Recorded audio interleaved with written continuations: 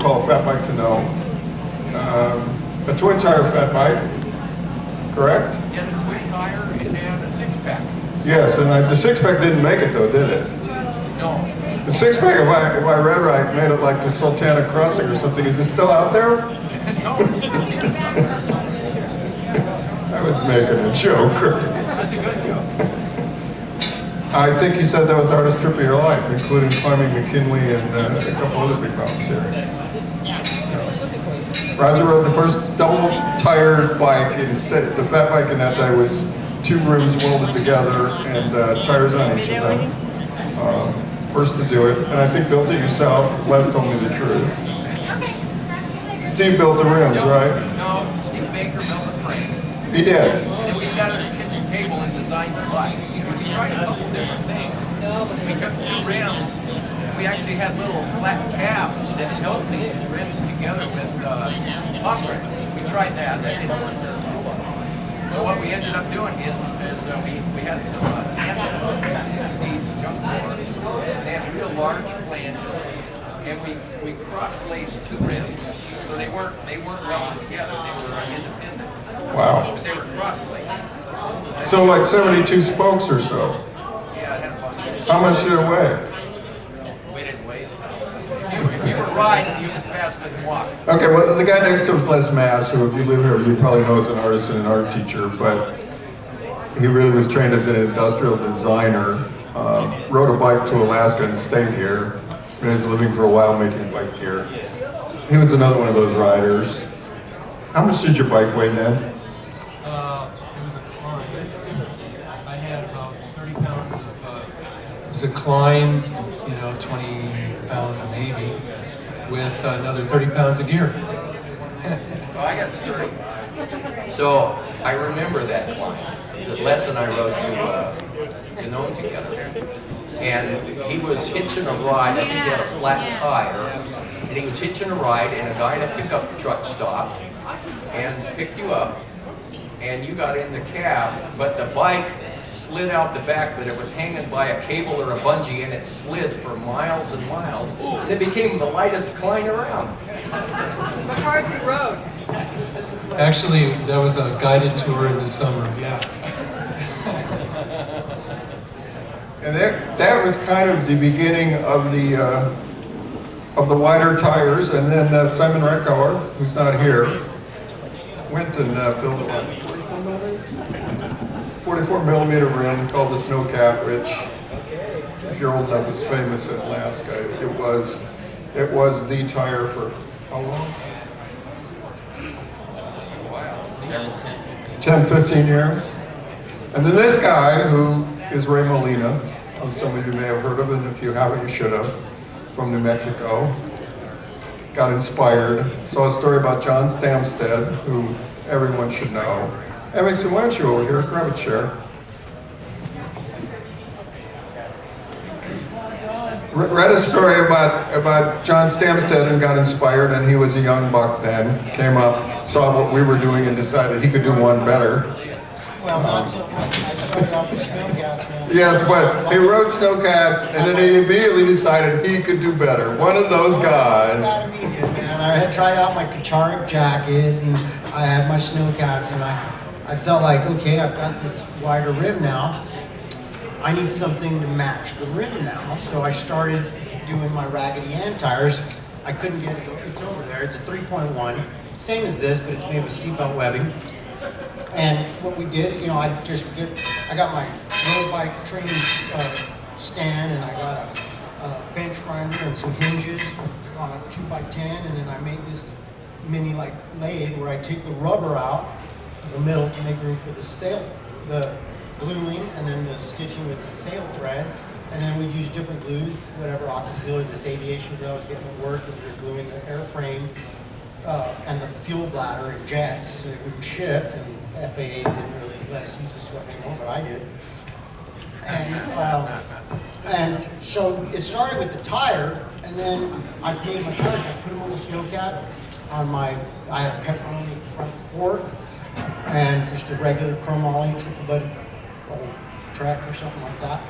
And I put a log in the back and smashed it open with a little fatter tire. And then, and when I got home after the 160 dish sport, and you know, with all these great guys, and Life in School, and Jeff, and Stamstead, and Billy Coote, and just all these phenomenal people, I was really inspired. It was a real learning thing for me. It was the scariest thing I could do, was go to the cold. And when I got home, I said, okay, well, hey, I did that to the tire. I'm going to do it to the snowcat. So I cut my snowcat in half, and I started tack welding belts of aluminum. And then I said, well, okay, I got that. Now I need a fork, and I got to have a frame. And so I had to get my TIG welding together and start making what I call the Franken forks and the Franken frames. And they were basically just because I didn't have much in the way at the time of tube bending tools. I mean, I ended up with them, but I would just get a square piece of like 3/4 inch mild steel as thick as I thought was good enough, cap off the ends, cut the seat stays, cut the fork, and make that Franken fork. And yeah, and I would TIG weld it, and probably using old stainless steel spokes. And they never failed, except I had one bend because I ran it into a tree on the roof rack. You finally produced an actual bike in what year? That was in 1999, the summer of '99. It was the springtime. I was racing cross country and some downhill there in the state of Chihuahua, Mexico, which is just across the border. And these guys there, this guy Juan Pena was just a really cool dirt biker dude. He introduced me to these guys that were Italian Mexicans that were in the bike building industry. His dad, the Vecchi family, Vecchi. And they saw this stuff. I took them to the dunes and they saw all this stuff, and they were stoked because we were riding on sand dunes and we're going up the dunes and we're going 50 miles an hour down the dunes, not wiping out. And so they had this stuff, and they're like, get your ass to Mexico City, we're gonna do this. And I drove my 76 Toyota pickup truck at the time with all my best prototypes. I had 100mm rims that I call just stitch rims. I had 80s, I had some 65s I'd made, because I kind of made all the different ones trying to figure out chain lines. And you went down there and built the first Remolinos, right? Well, it started with the hardest part was because I'd gone to Chengqing, I'd gone to V-Rubber, I'd gone to all these try to contact, hey, we need a tire. There's no market, there's no market. You know, get lost. And it's gonna cost $29,000 or something. You know, I couldn't do that. And then I was just like, what the hell? So I go down to Mexico City, right in there, and these guys are making kind of lower end bikes, you know, but they've got the ability.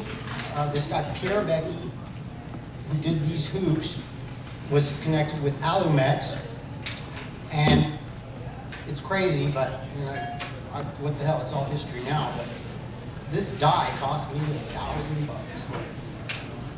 The Chinese wanted 20 or 15. That was $1,000 for that die. And you put the camel hump in the middle to kind of keep the tubes separate and to give it some strength. And it's got 2 tubes we run. This one doesn't. I used to run 2 kind of. So do you have any idea how many of those rims you built? Yeah.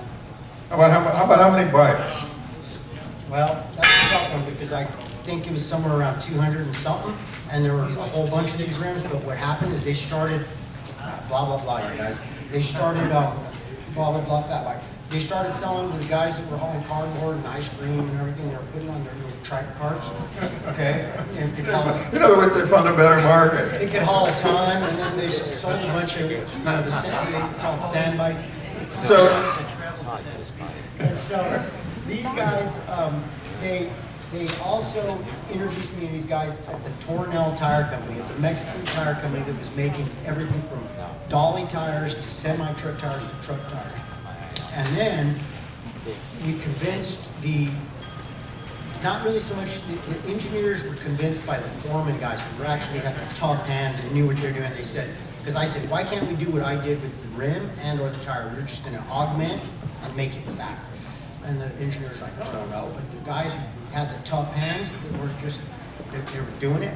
Like, we could do it. We just started having barbecues and beer parties after work and on Saturdays, and that's when we started going to put on my little Toyota truck. We put like a ton of blocks of steel, and we went to the oxyacetylene guy and made our hoop. Then we went to the guy with the lathe, and he spun us a big ring.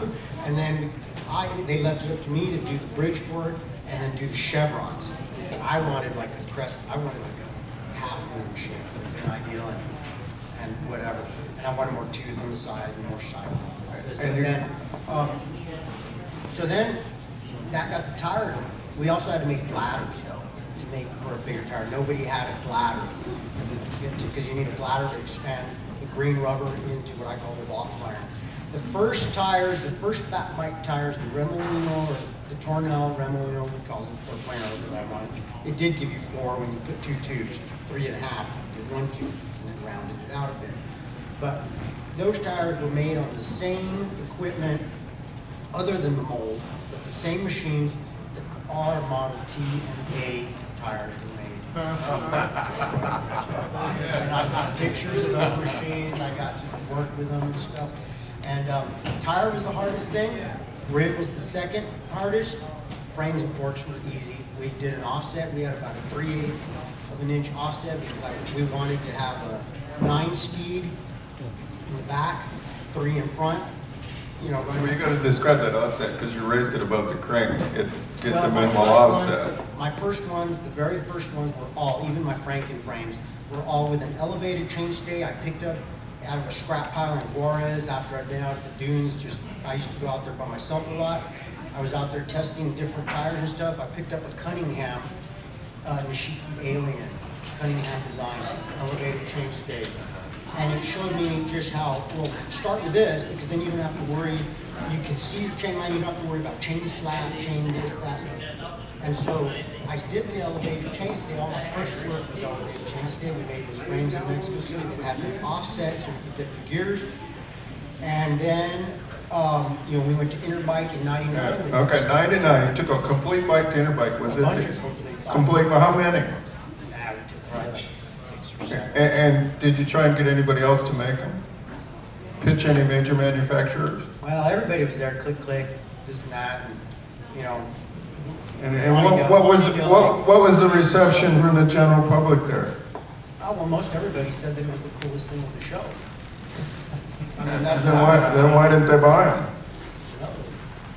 Well, we'll get to those guys in a minute. We're going to get to those guys in a second. There was a guy, Hannah Brink, there that wanted to buy the whole lot.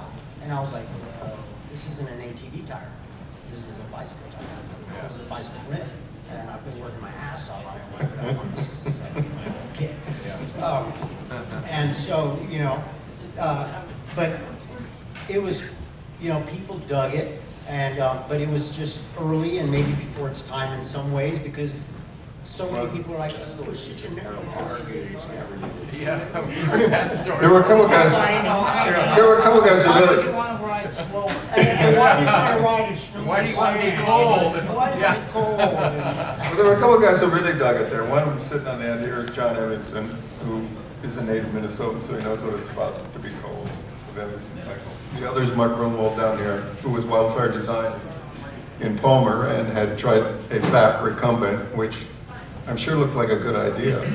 It was fun. And the fat trike worked pretty well for that woman who was riding in Antarctica. So you know, it's kind of like a recumbent times what, 1.5. I think he was actually on pretty close. So I'll let one of you guys take it first. What did you think when you saw this? I mean, what was your reaction? Well, I've been playing around with the snowcat rims, and you know, you can only fit so big a tire in the conventional frames in. You know, I'm a big guy, and I was constantly falling through the snow, and later people would be riding off. I'm like, I need something that'll equalize it. And so that's, to me, it was the big equalizer for a big guy that could now keep up with the skinny guys. And so I saw that, and I go, Ray, this is it. You know, this is.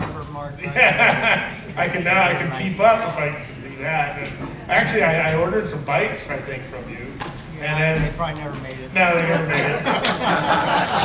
And so when that failed, I was raised, run on a shoestring, and manufacturing was a challenge, and it still is. So I ended up getting rims and tires and, That was quick, I put it in the box. yeah, and then John and I got together and I've been working on a frame design with an offset. I didn't know you'd been doing that.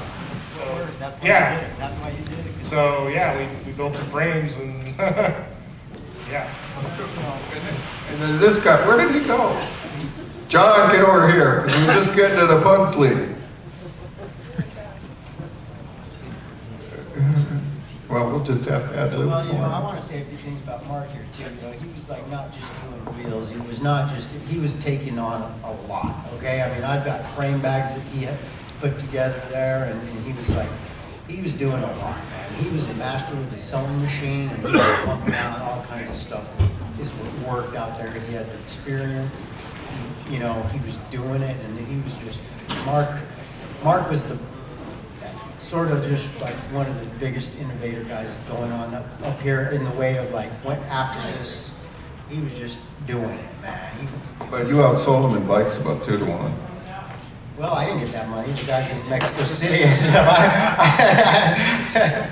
But I think that, you know, the two of you guys kind of said where the market was at that time. You had 300 bikes in how many years between you? Yeah, they were such a hard sell back then. Everybody just looked at them as this total gimmick, you know. It's like, what the heck, who would want to ride one of these? You know, they're slow, you know, they're heavy. Who would want to ride one of these? And like, we got to try it. You got to get out there on the snow or the sand and try it out. And, you know, it's just, every bike was such a hard sell back then. And, you know, finally you'd sell one. It's like, woohoo, I sold one. And they tell their friends and finally, you know, got a little bit of traction going. I wish Evanston would get back here because he's the guy who went back to Minnesota, took the Evanston Cycle, which is very similar to Mark's bike, and happened to make a connection with Surly Bikes because his brother worked for QBB, Quality Bike Products. He took them riding. They saw it, they liked it. They asked him if they could steal it. John had his own thing going on, said whatever, I didn't patent anything. Give me free gear, I think is what he told me. He told them. And Surly started making bikes, which kind of changed everything. You know, if you're old enough, you probably started riding bikes on a Surly. I know I had one. Did you have one? No, got an even. Oh, fancy builder. And then this guy over here, named Greg Mattis, who is Fatback Bikes, decided he had a better idea. I guess you didn't like that little squirrely track it made. You know, you got used to that after a while, kind of. Yeah, you know, it's just turned one way better than the other, but what's wrong with that? So he got a better idea that he wanted a real bike, and I'll let you pick it up there. I don't know that it was so much a better idea, just a different idea. Growing up racing, I had my ideas on how the bike should handle. So, but probably more than anything else, I hit the market in total luck of timing when people were really starting to pay attention to this.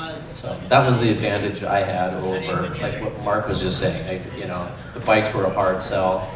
For me, everything I could possibly produce was sold. It was sold before I could even get it in. But the huge problem was production. And people will make you all kinds of promises and they will fall through. And they'll tell you, I can have it to you in 6 months. And 10 months later, they're saying, well, we're almost there. And people are freaking out that they don't have their product. And it was incredibly difficult. Because you know, now everybody that manufactures bicycle parts makes fat tire parts. Everybody. There's fat tires from every tire company. There's components that are specific to everything. You can just look in the catalog. And you don't even have to be a manufacturer. You just have enough money. You can put your name on the frame, which a lot of people do these days. But there are a lot of options now that none of us had then, specifically these guys. So they made the things happen. You know, it was go out to the shop and make the part. Yeah, we were really limited. We were really limited to the off-the-shelf stuff back then, and I know you guys actually made your own bigger bottom brackets and hubs and stuff. But you know, I was thinking if these were to sell, you you need to use off-the-shelf parts and what's available, because, you know, we didn't have the cash to put a big special order in and design our own parts, although it occurred to us. And so that's what we ended up doing, is tweaking a existing design and making it all work with existing parts back then, and they worked really well. In fact, a lot of people are still riding those now, and they work fine. It's just that, yeah, now there's bigger, greater things, but yeah, work good. So how long were you producing bikes, right? Maybe like 4 years or something like that. Why did you give up? I just quit making bikes. It was kind of hard to make the money sort of after, you know, the time you put into. Mark had that experience too. He put in a lot of time. And I think it was more about where I feel that one of my biggest failures probably was not getting in, you know, living the American dream and getting into debt. I should have gotten into debt. And I should have paid attention to this article that came out in Bicycling in '98. It told me about the pitfalls and stuff, and it was right in front of my sand bike at the time thing, and it came out in Bicycling in '98, and it's like, Eureka, you come up with a bike that's going to revolutionize the bicycle industry. Now comes the hard part. It was right in front of this article. It's over at the table over there, and I should have read that over and over and over, and then I should, you know, lived the American dream, gotten into debt. So what changed things when you came along, Greg? I mean, you made it work. I went into serious debt. So I knew that answer was coming.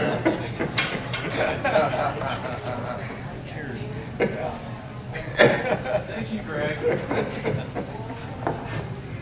I just love this conversation. You know, Les and I, you know, being the first to ride to Nome, we had this conversation on the trail.